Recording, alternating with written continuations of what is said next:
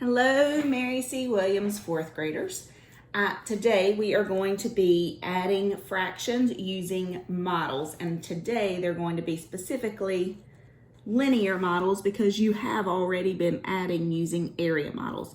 So I'm going to go over the top. I'm going to go over the way that they showed that they were adding fractions on a linear model, and then I'm going to show you how I do it, and you can either do it this way or you can do the way that I'm going to show you on problem number 1. Your job today will be to complete problems number 2 and 3 on page 121, and you must show us your work either using the model at the top or using the way that I'm about to show you. All right, my friends.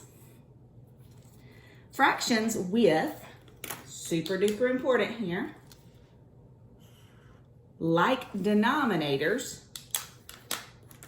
have the same denominators. You can add fractions with like denominators using a number line. You can add them regardless because the only way you can add them is if their denominators are the same, which is called like denominators, or when they have the same denominator.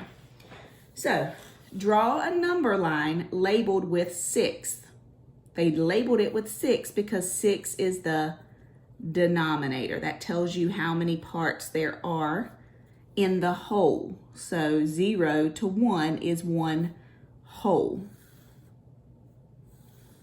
This would be 1 whole. And they cut it into 6 equal pieces. Okay? So it says draw a number line labeled with 6. Model the fraction 4/6. So they showed you where they stopped at for 4/6, which is right here at the mark for 4/6, because on a number line, remember, we go the whole length. So 1/6, 2/6, 3/6, 4/6. Then we're going to add the fraction 1/6 by shading one more 6. So they're going to come to the end of 4/6 where they were just at, and they are going to, make sure you can see well, they are going to go to 4/6 and then they are going to add one more 6. This is just the adding of 1/6, which is what the problem says. 4/6 plus 1/6. There's the adding. So to do it like they do it, you would need to shade 4/6 one color, and then the 1/6 needs to be a little bit darker. So to show it the way that they're doing it, either use 2 different color pencils and shade the first fraction on top, and then shade the new fraction beside it to see what they equal, and where they land is what they should equal. And we know this is true because 4/6 plus 1/6 does equal 5/6, because the denominators have to be the same and the denominator is going to stay the same. And the only thing we worry about is adding the numerators. So 4 plus 1 is 5. This is what it looks like on a linear model.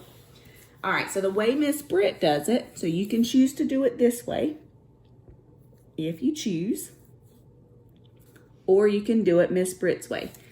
So 1/5 plus 4/5.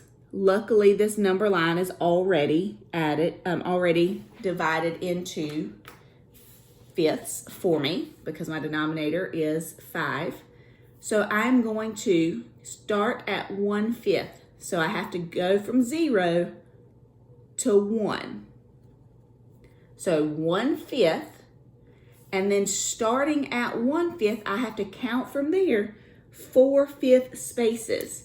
So 1, 2, 3, 4 spaces. They're already all in fifths. So all I have to do is go 4 spaces. So I just counted it out. This is 1/5 plus 4/5 should equal 5/5. And we all know that another way to write 5/5 is perfect 1 whole. And look what happened. I went from 1/5, I added 4/5 to it, and I landed at 5/5, which is the same thing as 1 whole. All right, so Miss Britt likes to do it like this. I like to do 1 jump and a dot and put my fraction over top, plus, right there over my dot, plus my second fraction and my 1 jump to represent that whole fraction. So I do jumps on a number line, or you can do your fraction bars. You can draw your fraction bars over top and then you can add to it. Completely up to you.